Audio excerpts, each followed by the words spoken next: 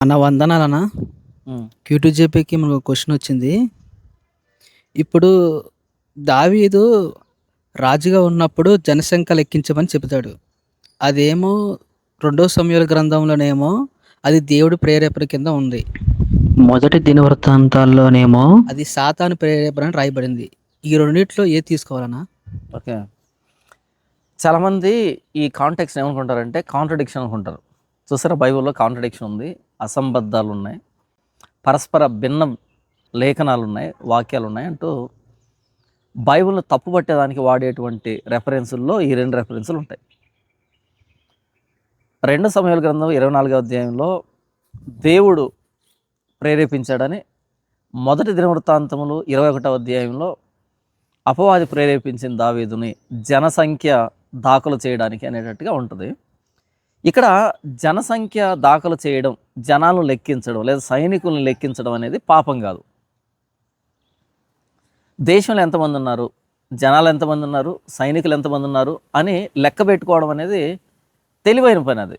అది పాపం కాదు. కానీ ఇక్కడేమో అలా జనసంఖ్య దాఖలు చేయడానికి దేవుడు దావీదును ప్రేరేపించాడు, జడ్జిమెంట్ ఇవ్వడానికి, శిక్ష ఇవ్వడానికి అనేటట్టుగా సమూయేలు గ్రంథంలో ఉంటుంది. ఇలా లెక్కించేదానికి అపవాది ప్రేరేపించిన దావీదునని దినవృత్తాంతంలో ఉంటుంది. జనసంఖ్య తప్పు కాదు ఇక్కడ.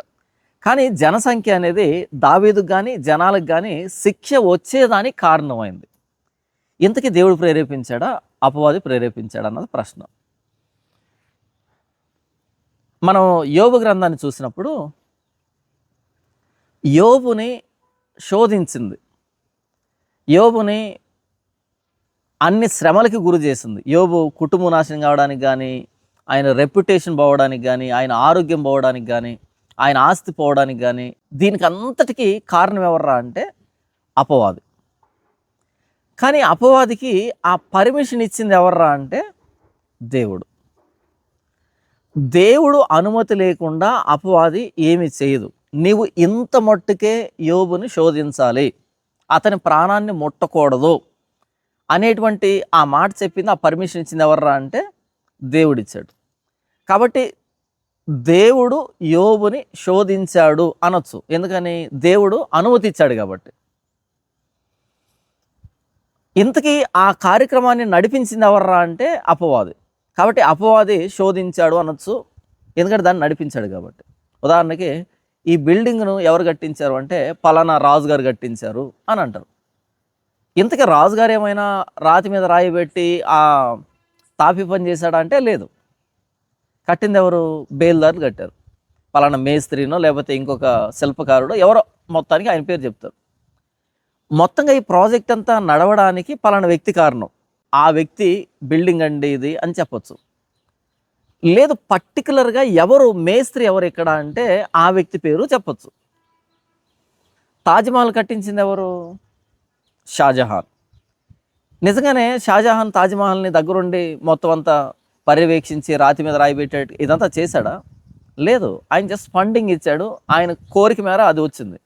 కట్టింది ఎవరు ఇంతకీ? ఆ శిల్పకారులు వేరే ఉన్నారు, వాళ్ళ పేరు చెప్పినా సరే తప్పు కాదు.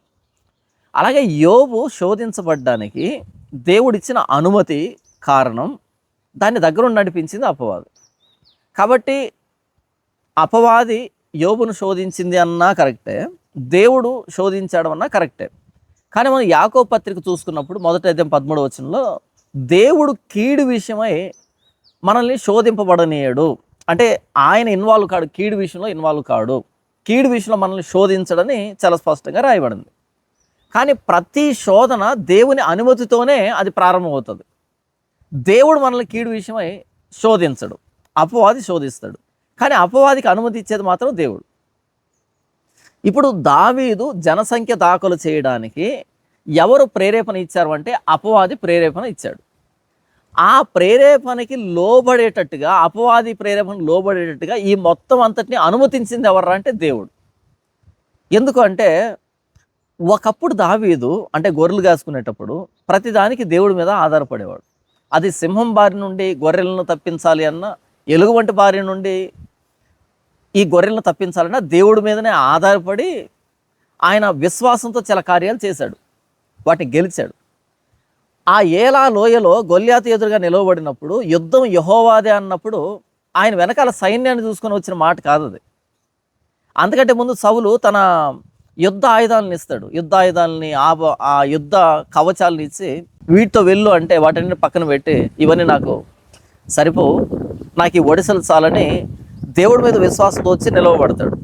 యుద్ధ ఆయుధాలను నమ్ముకోలేదు, యుద్ధ కవచాలను నమ్ముకోలేదు, కత్తిని నమ్ముకోలేదు, అసలు యుద్ధ నైపుణ్యం లేదు ఆయనకి. ఇక వెనకాలన్న సైన్యాన్ని చూసి ఆయన గొప్పగా మాట్లాడలేదు. తనకి దేవుడి మీద ఉన్నటువంటి భక్తిని, గతంలో దేవుడు ఈ వ్యక్తి విషయంలో ఎలా సహాయం చేశాడో దాన్ని బట్టి మాట్లాడాడు. అలా ఒక్కడిగా యుద్ధ నైపుణ్యం లేకుండా, యుద్ధ ఆయుధాలు లేకుండా కుక్కలను అదిలించేటువంటి వడిసెలు పట్టుకుని వెళ్ళి ఒక యుద్ధ వీరుడు ఎదురుగా యుద్ధం యెహోవాదే అని మాట్లాడినప్పుడు ఉన్న విశ్వాసం, దేవుడి మీద ఉన్నటువంటి ఆ ఆధారపడేటువంటి లక్షణం ఈయన సింహాసనం ఎక్కి స్థిరపడిన తర్వాత సన్నగిల్లింది. ఇప్పుడు ఆయన సైన్యాన్ని లెక్క పెట్టుకునేటువంటి స్థితికి వచ్చాడు. ఒకప్పుడు ఏలా లోయలో గొల్యాతు ఎదురుగా సైన్యాన్ని లెక్క పెట్టుకొని ఆ మాట చెప్పలేదు కదా, యుద్ధం యెహోవాదని. మరి ఆ రోజు తోడున్న దేవుడు ఈరోజు తోడు ఉండడా? అప్పుడు యుద్ధ నైపుణ్యం కూడా లేదు దావీదుకి, కానీ ఇప్పుడు యుద్ధ నైపుణ్యం ఉందే, రాజు అయ్యాడే, కనీసం 100 మంది అయినా సైన్యం ఉన్నారు కదా. మరి అలాంటి దావీదు ఇప్పుడు సైన్యాన్ని లెక్క పెట్టుకోవడం దేనికి గుర్తు అంటే, ఒకటి దేవుడి మీద విశ్వాసం సన్నగిల్లింది, తన బలం మీద, తన సైనిక బలం మీద ఆధారపడడం ఎక్కువైంది. అలా ఆయన తన సైన్యాన్ని లెక్క పెట్టుకోవడం దేనికి గుర్తు అంటే, దేవుడి మీద విశ్వాసం తగ్గింది అనే దానికి బహిరంగమైనటువంటి సాక్ష్యం. తర్వాత యోవాబు అడుగుతాడు, ఎందుకు దావీదు ఇలా లెక్క పెడుతున్నావు అని అడుగుతాడు. ఇది పాపం కదా అని అడుగుతాడు. లేదు, లెక్క పెట్టని చెప్పి పంపిస్తాడు. యోవాబుకు కూడా అది తప్పనిపించింది. దేవుడి మీదనే ఆధారపడి వచ్చిన ఒక వ్యక్తి మనుషులు ఏదో అంటున్నారు, ఏదో చేస్తున్నారు, మనుషులు తగ్గిపోతున్నారు కనుక బాధపడడం ప్రారంభిస్తే ఆ వ్యక్తి కింద ఉన్న వ్యక్తులు ఏమంటారు? అదేంటన్నా దేవుడి మీద విశ్వాసం పెట్టుకోకుండా మనుషుల్ని లెక్క పెట్టుకుంటున్నావు. దావీదు తన గొర్రెల మీదకి సింహం వచ్చినప్పుడు ఎవరిని చూసి సింహంతో పోటీకి దిగాడు, గొడవకు దిగాడు? ఎవరున్నారు? ఒక్కడే ఉన్నాడు. ఎలుగుబంటి వచ్చినప్పుడు ఎవరిని చూసుకొని దిగాడు? ఒక్కడే ఉన్నాడు. ఎంత అద్భుతంగా ఉంది అసలు ఆ విశ్వాసం అనేది. కానీ ఇంత రాజు అయిన తర్వాత దావీదు విషయంలో సౌలుకి 1000 కొలది, దావీదుకి 10,000 కొలదని పాట పాడారు. ఎంతమంది సైన్యాన్ని వెంట పెట్టుకొని వెళ్ళాడు యుద్ధానికి? లేదు కదా, ఒక్కడిని చంపాడు దావీదు. కానీ దావీదుకి 10,000 కొలది, సౌలుకి 1000 కొలదని పాట పాడారు కదా. ఈ మొత్తం అంతట్లో దావీదు తన వెనకాల సైన్యాన్ని పెట్టుకొని వచ్చిన శక్తి కాదు అది, కేవలం భక్తి మాత్రమే. రాను రాను ఆయన కూడా ఒక రాజులాగా చుట్టుపక్కల రాజులు ఎలా బిహేవ్ చేస్తారో, చుట్టుపక్కల రాజ్యాలు ఎలా బిహేవ్ చేస్తాయో అలా మారిపోయాడు ఆయన. తన దగ్గర ఉన్న సైన్యాన్ని లెక్క పెట్టుకొని, ఓకే ఆ పక్కన ఫిలిస్తీయులకి ఎంత సైన్యం ఉందా, 1,00,000 సైన్యం ఉందా, మరి నాకెంత సైన్యం ఉంది, 2 లక్షలు ఉందా, నేను గొప్ప రాజుని. వాళ్ళకెంత సైన్యం ఉంది, నాకెంత సైన్యం ఉంది, నేను గొప్ప రాజుని అని ఇతర రాజులు, ఇతర రాజ్యాలు దేన్ని బలం అనుకుంటాయో దాన్నే ఈయన బలం అనుకునే స్థాయికి వచ్చాడు. కానీ ఒకప్పుడు ఈయన బలం ఎవరు? సైన్యములకు అధిపతి అయిన యెహోవా. కానీ ఇప్పుడు ఇతర రాజ్యాలు ఆలోచించినట్టుగా ఆలోచించేస్తున్నాడు. ఒకవేళ దావీదు కనుక ప్రజలు ఎన్నుకున్నటువంటి రాజు అయి ఉంటే, ఇలా ఆలోచన చేసి ఉంటే తప్పు లేదు, అది రాజరికం అవుతుంది, తెలివైనటువంటి రాజుగా ఆయన పరిగణించబడేవాడు. కానీ దావీదు ప్రారంభం గొర్రెలు మేపుకునేటువంటి స్థితి.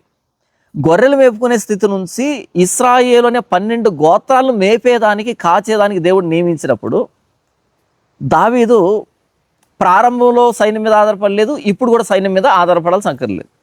ఒకవేళ సైన్యం కావాలంటే దేవుడు ఇస్తాడు, ఎంచుకోవాల్సిన అక్కర్లేదు. సైన్యం తీసేయాలంటే దేవుడు తీసేస్తాడు, బాధపడాల్సిన అక్కర్లేదు. దావీదు బలం దేవుడు మాత్రమే. ఇది ఏం తెలియజేస్తుందంటే, దావీదు లెక్క పెట్టుకునే స్థితి, దావీదు దేవుని దగ్గర నుంచి దూరం అయిపోయాడు అనేది తెలియజేస్తుంది. దేవుని దగ్గర నుంచి దూరం అయిపోతే దేవుడు శిక్షిస్తాడు కదా. కాబట్టి ఆ శిక్షించే క్రమంలో అపవాది దేవుని దగ్గర మనవి చేసి ఉంటుంది. ఏమని? దావీదు విశ్వాసంలో సన్నగిల్లాడు, భక్తి విషయంలో సన్నగిల్లాడు, నీ మీద నుంచి ఆలోచన సైన్యం మీదకి వెళ్ళిపోయింది, ఇప్పుడు నేను ఆ వ్యక్తి అవిశ్వాసాన్ని క్రియారూపకంగా చూపెడతాను, నాకు అనుమతిస్తే అని అడిగి ఉంటుంది. ఇంకా బయటపడలే దావీదు అవిశ్వాసం అనేది. ఆ బయటపడేటువంటి స్థితి నేను చూపెడతాను, ఎంత అవిశ్వాసంగా ఉన్నాడో. అప్పుడు దేవుడు ఏం చేస్తుంటాడు, సరే వెళ్ళు. అప్పుడు అపవాదం వచ్చి ప్రేరేపించింది. ఏమని? ఒక ఆలోచన ఇచ్చింది దావీదుకి. ఆలోచన ఏంటంటే, మన దేశంలో ఎంతమంది సైనికులు ఉన్నారు, ఎంతమంది మామూలు ప్రజలు ఉన్నారు, మొత్తం జనాభా ఎంత, సైనికులు ఎంత, మనది ఎంత పెద్ద సైనిక వ్యవస్థ అనేది లెక్క పెట్టమని యోవాబుకి సెలవిచ్చాడు. అప్పుడు బయటపడింది దావీదు అవిశ్వాసం. అంతవరకు లోపల ఉంది అది. ఎప్పుడైతే ఆయన ఆ శాసనాన్ని జారీ చేశాడో, ఆజ్ఞ జారీ చేశాడో, అప్పుడు దావీదు ఏంటి ఇంత అవిశ్వాస అయిపోయాడు అనేది యోవాబుకి అర్థమై యోవాబు సలహా ఇచ్చేటువంటి స్థితికి దావీదు దిగజారిపోయాడు. అలా దావీదు అవిశ్వాసం, భక్తిహీనత అనేది ఆ మాట ద్వారా, జనాలను లెక్క పెట్టడం ద్వారా బయటపడింది. అలా బయటపడేటప్పటికి దేవుడు శిక్షిస్తాడు కదా, అలా దేవుడు శిక్షించాడు. కాబట్టి ఈ కాంటెక్స్ట్ని దేవుడు దావీదును శిక్షించేదానికి అపవాదికి అనుమతి ఇచ్చాడు. దీన్ని సమూయేలు ఏం చేస్తున్నాడు అంటే, దేవుడు దీని వెనకాల ఉన్నాడు, ఈ శిక్ష వెనకాల అన్నది సమూయేలు రాస్తే, దినవృత్తాంతం గ్రంథంలో అపవాది దీన్ని జరిగించాడు, దావీదు అపవాది ప్రేరేపణకు లోబడ్డాడు అని వ్రాస్తున్నాడు. ఇవి రెండు పరస్పర విరుద్ధమైనటువంటి వ్యాఖ్యలు కాదు. ఒక విషయాన్ని రెండు కోణాల్లో చెబుతున్నటువంటి విషయాలు. ఒకే విషయం రెండు కోణాల్లో చెప్పబడుతుంది. ఉదాహరణకి, సీమోను సాతాను మిమ్ముని గోధుమల వలె జల్లించడానికి కోరుకున్నాడు, అయితే నేను తండ్రిని వేడుకున్నాను అని యేసుప్రభు అంటాడు. తండ్రికి తెలియకుండానే అపవాది వేడుకున్నాడా సీమోను కోసం? ఇంతకీ ఎవరిని వేడుకున్నాడు గోధుమ వలె జల్లించడానికి? సీమోనుని గోధుమ వలె జల్లించడానికి, శిష్యులను జల్లించడానికి అపవాది ఎవరిని కోరుకున్నాడు? దేవుని కదా కోరుకుంటాడు. యేసు ప్రభు కూడా తండ్రిని వేడుకున్నాడు వద్దు అని. ఇక్కడ తండ్రి అపవాదికి అనుమతి ఇస్తే వీళ్ళని జల్లించేస్తాడు అపోస్తలుని. యేసు ప్రభుకి ఆయన ప్రార్థన అంగీకరిస్తే వీళ్ళు నిలవబడతారు. యేసు ప్రభు పేతుర్ని నిలవబెట్టాడు అన్నా కరెక్టే, దేవుడు పేతుర్ని నిలవబెట్టాడన్నా కరెక్టే. లేదా అపవాది పేతుర్ని శోధించాలనుకుంది అయినా కరెక్టే, లేదా దేవుడు సీమోన్ని శోధించాలనుకున్నాడు, ఆ శోధనకు అనుమతి ఇచ్చాడన్నా కరెక్టే. ఒకే కాంటెక్స్ట్ని సమూయేలు ఒకలాగా చెప్తున్నాడు, దినవృత్తాంతముల గ్రంథకర్త ఒకలాగా చెప్తున్నాడు. ఇవి రెండు వేరువేరు కోణాలు తప్ప పరస్పర విరుద్ధమైనటువంటి వ్యాఖ్యలు కాదు. ఇప్పుడు చెప్పు, ఇంతకీ దావీదును ప్రేరేపించింది ఎవరు? దేవుడు సాతాను దావీదును ప్రేరేపించేదానికి సాతానికి అనుమతి ఇచ్చాడు. ఇంతకీ సాతాను ఎందుకు కోరుకుంది దావీదును అంటే, చూసావా దావీదు ఒకప్పుడు యుద్ధం యెహోవాదే అన్న ఎంత విశ్వాసంతో ఉన్నాడు, ఇప్పుడు ఆయనలో ఆ విశ్వాసం లేదు అంటే దాన్ని ఎలా నిరూపిస్తావు అంటే, నాకు అనుమతి ఇవ్వు, నేను ఆ వ్యక్తిని బహిర్గతం చేస్తాను ఎంత అవిశ్వాసంగా తయారయ్యాడో అని అడిగినప్పుడు సరే వెళ్ళు అనగానే అపవాది వచ్చి ఆ వ్యక్తిని ప్రేరేపించినప్పుడు, అంటే రకరకాల ఆలోచనలు, ఆ ఆలోచనలో సైనికులు లెక్క పెడితే ఎలాగుంటుంది అనేటువంటి ఆలోచనకు ప్రాణం పోసి ఆ ఆజ్ఞ జారీ చేసేటట్టుగా అపవాది ప్రేరేపించాడు. అలా దావీదు భక్తిహీనత, విశ్వాస రాహిత్యం అనేది, ఆ సన్నగిల్లినటువంటి విశ్వాస పరిస్థితి ప్రపంచానికి లేఖనాల ద్వారా, మనకి ఆ రోజు యోవాబు ద్వారా మిగిలినటువంటి ప్రపంచానికి తెలియవచ్చింది. రెండు స్టేట్మెంట్లు కరెక్టే, రెండు వేరువేరు కోణాలు ఇవి, పరస్పర విరుద్ధమైనటువంటి వ్యాఖ్యలు కాదు. ఇవి రెండు పరస్పర వ్యాఖ్యలు కాదు, రెండు ఒకే విషయాన్ని చెబుతున్నాయి రెండు వేరువేరు కోణాల్లో. ఓకే అన్న, ప్రతి ఒక్క విశ్వాసికి ఈ యొక్క విధానంలో నడవలసిందేనా? ఇది ఒక పరీక్ష అనేది వస్తూనే ఉంటుందా? దీనికి నేను చాలాసార్లు చెప్పాను, మరొకసారి చెప్తాను. యేసు ప్రభు ఈ లోకానికి వచ్చాడు, ఆయన ఏ పాపం చేయలే, ఆయన పుట్టుకలో ఆయన పరిశుద్ధుడు, ఆయన క్రియల ద్వారా ఆయన పరిశుద్ధుడు, ఆయన ఏ పాపం చేయలేదు. అలాంటి యేసు ప్రభు 40 రోజులు శోధించబడ్డాడు అనే విషయం ఎవరికి తెలుసు? మత్తయ్య గారికి తెలుసా, లేకపోతే మార్కుకి తెలుసా, లోకాకు శిష్యులకి ఏమైనా తెలుసా? వీళ్ళని ఎన్నుకోక ముందే ఆయన శోధించబడ్డాడు. ఆయనకు తప్ప ఇంకెవరికి తెలియదు ఈ విషయం. మరి మత్తయ్య గారు ఎలా వ్రాసారు దాని గురించి? యేసు ప్రభువే మత్తయ్య గారికి చెప్పాలి, యేసు ప్రభువే మత్తయ్యకి చెప్పి ఉండాలి. యేసు ప్రభువే శిష్యులకు చెప్పి ఉంటే దాన్ని మార్కు గారు లేకపోతే మత్తయ్య గారు వీళ్ళు వ్రాసి ఉండాలి. మార్కు ఎవరంటే పేతురుకు సంబంధించినటువంటి శిష్యుడు. యేసు ప్రభు ఎందుకు చెప్పాడు ఈ శోధన గురించి? మనసులో పెట్టుకోవచ్చు కదా. తాను వ్యక్తిగతంగా అరణ్యంలో 40 రోజులు శోధించబడినప్పుడు ఎవరికి తెలియకపోతే ఆ విషయం యేసు ప్రభు ఎందుకు చెప్పాడు? మీ కోడలంటే వస్తాయి, నాకే వచ్చింది. ప్రతి మానవుడికి ఈ శోధన తప్పదు, నాకు కూడా తప్పలేదు అనేదానికి శోధన అనేది నిజం, అదేదో ఒక భ్రమ కాదు. శోధన అనేది నిజం అని యేసు ప్రభు అపోస్తుల ద్వారా మనందరికీ చెప్తున్నాడు. ఇది ఏదైనా తోట నుంచి ప్రారంభమైన శోధన. ఆ క్రమంలో వచ్చిన యేసు ప్రభు కూడా తప్పకపోతే మరి మనకెలా తప్పుతుంది? అయితే మనం యేసు ప్రభువును అంగీకరించకపోతే ఈ శోధన ఉండదు. యేసు ప్రభువుని బాప్తీసం రూపంలో అంగీకరించకపోతే ఈ శోధన ఉండదు. ఎందుకని? ఏ జాలరి కూడా బుట్టలో ఉన్న చేపల కోసం గాలం వేయడు, నదిలో ఉన్న చేప కోసమే గాలం వేస్తాడు. నదిలో సజీవంగా తిరుగుతున్న చేప కోసం వేస్తాడు, కానీ చచ్చిపోయిన చేప కోసం గాలం వేసేటువంటి జాలరి ఎవరు ఉండరు. అపవాది చాలా తెలివైనవాడు. ఆల్రెడీ వాడి సామ్రాజ్యంలో వాడి ప్రేరేపణ కింద వాడి అధికారం కింద ఎవరైతే ఉంటారో వాళ్ళ దగ్గరకు వచ్చి నమస్కారం పెట్టమని అడగడు వాడు. ఎవడైతే వాని అధికారాన్ని దాటి క్రీస్తు అధికారంలోకి వస్తాడో వాడిని మరలా వెనక్కి తెచ్చుకునేదానికి శోధిస్తాడు అపవాది. కాబట్టి యేసు ప్రభువులో బాప్తిసం పొంది రాజీ పడకుండా క్రీస్తు వెంబడి వెళ్ళాలి అని ఎవడైతే అనుకుంటాడో వాడికి శోధన తప్పదు. యేసు ప్రభు ఎప్పుడు శోధించబడ్డాడు? బాప్తీసం తీసుకున్న వెంటనే శోధించబడ్డాడు ఆయన. అంతేగాని యేసు ప్రభు బాప్తీసానికి ముందు శోధించబడినట్టుగా మనకు లేఖన ఆధారం లేదు. సీమోన్ని అపవాది ఎప్పుడు కోరుకున్నాడు? ఆయన తిరిగి మరలా సముద్రంకి వెళ్ళినప్పుడు చేపలు పట్టడానికి అప్పుడు కోరుకున్నాడా? లేకపోతే క్రీస్తు వెంబడి నడుస్తున్నప్పుడు కోరుకున్నాడా? క్రీస్తు వెంబడి నడుస్తున్నప్పుడు కోరుకున్నాడు. అపవాది ఎవరిని శోధిస్తాడు అంటే అందరినీ కాదు, ఎవరైతే క్రీస్తు వెంబడి వెళ్ళాలనుకుంటారో రాజీ పడకుండా వాళ్ళని శోధిస్తాడు. ఏలైనగా మనం పోరాడున్నది శరీరులతో కాదు. మనము అంటే ఇక్కడ అందరు కాదు, క్రీస్తుని రాజీ లేకుండా వెంబడించాలనుకునేటువంటి క్రైస్తవ సమూహం, అలాంటి వారిని అపవాది శోధిస్తాడు. ప్రతి మానవుడికి శోధన తప్పదు. అయితే ఆల్రెడీ వారి అధికారంలో ఉన్న వారికి ప్రత్యేకంగా శోధన అనవసరం. క్రీస్తులోకి ఎవడైతే వస్తాడో రాజీ పడకుండా వెంబడించాలనుకుంటాడో అలాంటి ప్రతి ఒక్కడికి శోధన తప్పదు. ప్రతి ఒక్కడికి శోధన తప్పదు. ఈ శోధనలో కాకపోతే ఇంకొక శోధన, ఈ శోధన కాకపోతే ఇంకో శోధన, ఏదో ఒక దాంట్లో వాడు ఖచ్చితంగా పడేస్తాడు. మమ్మును శోధనలోకి తేక దుష్టుని నుంచి తప్పించు, ఇది రియాలిటీ, ఇదైతే భ్రమ కాదు. మమ్మును శోధనలోకి తేక దుష్టుని నుంచి తప్పించు అన్నది ప్రభువు నేర్పించే ప్రార్థన. ప్రభువుకే తప్పని శోధన మనకెలా తప్పుతుంది? దావీదుకు తప్పని శోధన మనకెలా తప్పుతుంది? సీమోనికి తప్పని శోధన మనకెలా తప్పుతుంది? కాబట్టి ఆ చరిత్ర అంతటిని మనసులో పెట్టుకొని మనం ఏ విషయాల్లో శోధించబడుతున్నామో ఆయా విషయాల్లో ప్రభువుని సహాయం వేడకపోతే మనం శోధన గెలిచి నిలవబడడం మనకు సాధ్యం కాదు. ప్రభు నేర్పించాడు, శోధనలోకి తేక దుష్టు నుంచి తప్పించు అని. దేవుడు మాత్రమే తప్పించాలి మనల్ని, మనం తప్పించుకోలేం. దేవుడి మీద ఆధారపడాలి. మీరు శోధనలో ప్రవేశించకుండానట్లు మెలకువగా ఉండి ప్రార్థన చేయండి అని క్రీస్తు చెప్పాడు. శోధనలో నుంచి తప్పించబడాలంటే ఏం చేయాలి? ప్రార్థన. దేవుడు మాత్రమే తప్పిస్తాడు తప్ప మన శక్తితో మనం శోధనను తప్పించుకునే శక్తి మనకు ఉంటే కనుక మనకు క్రీస్తు అక్కర్లేదు, ప్రార్థన అక్కర్లేదు. చాలామంది శోధనని లైట్గా తీసుకుంటారు. నేను గెలిచేస్తాను, ఇది పెద్ద విషయం కాదనుకుంటారు. కాదు. లోకరక్షకుడైన ప్రభువైన యేసుక్రీస్తు వారే చాలా ఇబ్బంది పడ్డాడు దాంట్లో నుంచి బయటికి రావడానికి. 40 రోజులు ప్రాణం పోయే స్థితి దాకా తీసుకుని వెళ్ళిందంటే ఆయన్ను శోధనకు లోబడేటట్టు చేయడానికి.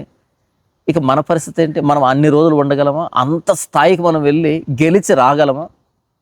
లేదు. కాబట్టి దేవుడు మాత్రమే శోధనలోంచి మనం తప్పించేటువంటి సమర్థుడు. ప్రార్థన మాత్రమే దీనికి ఆయుధం. 24 గంటలు బైబిల్ చదువుకో, శోధన తప్పించుకోలేవు. 24 గంటలు సువార్త చేయి, శోధన తప్పించుకోలేవు. 24 గంటలు ప్రసంగాలు చేయి, శోధన తప్పించుకోలేవు. 24 గంటలు దేవుని వాక్యాన్ని ధ్యానించు, శోధన తప్పించుకోలేవు. శోధనను తప్పించుకునే ఒకే ఒక మార్గం ప్రార్థన. దేవుడు మాత్రమే మనల్ని శోధన నుంచి తప్పించాలి.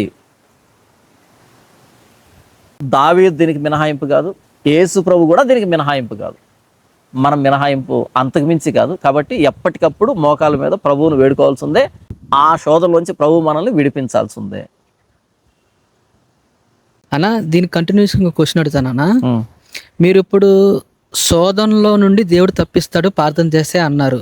ఉమ్. అంటే ఇప్పుడు దేవుడు ఏమైనా తక్కిడి వేసుకుంటాడా? శోధన ఒకవైపు, మన చేసే ప్రార్థన ఒకవైపు, ఇలా తక్కిడి వేసుకొని మనం చేసుకునే ప్రార్థన ఎక్కువ తూగినప్పుడు ఈ శోధన నుంచి మనం తప్పిస్తాడా? దేవుని దగ్గర అలాంటి తక్కడేం లేదు. మనం చేసే ప్రార్థన, అక్కడ శోధన అలా ఏముండదు. నిజంగానే ఆ శోధనలోంచి తప్పించబడాలని నువ్వు అనుకుంటున్నావా, లేకపోతే ఫార్మాలిటీకి చేస్తున్నావా?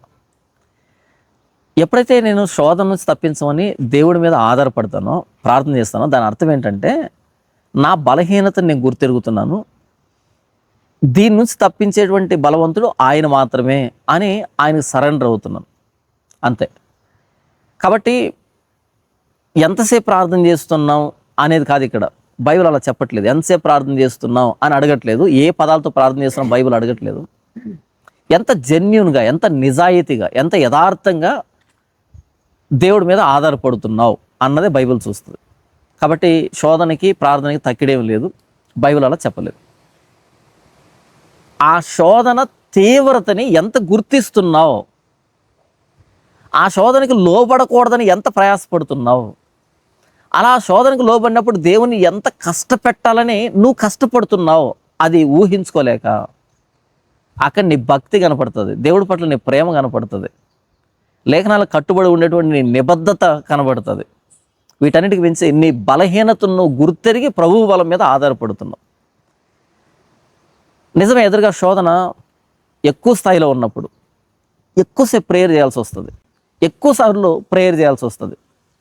అంటే ఈ ప్రేయర్ వెయిట్కి దేవుడు సమాధానం ఇస్తాడని అర్థం కాదు. మనం అంత తప్పించుకోవాలని ప్రయత్నం చేస్తున్నామని అర్థం. దానికి అంత లోబట్టం లేదని అర్థం, అంతే.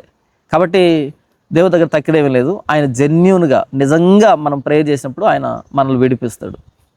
అది మనం రిపీటెడ్గా మోకరించే విషయంలోనూ, ఎక్కువసేపు అందులో ఉండే విషయంలోనూ ఆ పట్టుదల కనపడుతుంది మనకి. ఉదాహరణకి ఒక విద్యార్థి ఎక్కువసేపు పుస్తకం ముందు కూర్చోని అనుకో, ఎక్కువసేపు చదివితే ఎక్కువ మార్కులు వస్తాయని రూల్ ఏమీ లేదు. ఎక్కువసేపు చదివితే ఎక్కువ మార్కులు వస్తాయని. కానీ ఎక్కువసేపు ఉన్నాడు అంటే అంత కష్టపడుతున్నాడు మార్కుల కోసం, అంత కృషి చేస్తున్నాడు అని అర్థం. రిపీటెడ్గా చదువుతున్నాడు అంటే అంత కసిగా ఉన్నాడు మార్కుల కోసం అని అర్థం. రిపీటెడ్గా కూర్చున్న ప్రతి ఒక్కడికి ఎక్కువ మార్కులు వస్తాయా? రావు. ఎక్కువసేపు చదివిన వాడికి ఎక్కువ మార్కులు వస్తాయా? రావు. కానీ ఎక్కువ మార్కులు వచ్చే ప్రతి వ్యక్తి ఎక్కువసేపు కూర్చోంటాడు, రిపీటెడ్గా చదివి ఉంటాడు. అలాగే దేవుడు ఇంతసేపు ప్రార్థన చేస్తే నేను శోధన నుంచి విడిపిస్తాను చెప్పలేదు. కానీ శోధన నుంచి విడిపించబడిన ప్రతి ఒక్కడు ఎక్కువసేపు ప్రార్థనలో దేవునితో గడిపిన వాడే, ఎక్కువ సార్లు దేవునితో గడిపిన వాడే. ఈ తేడాని చాలా సూక్ష్మంగా ఆలోచిస్తే మనకు అర్థమవుతుంది.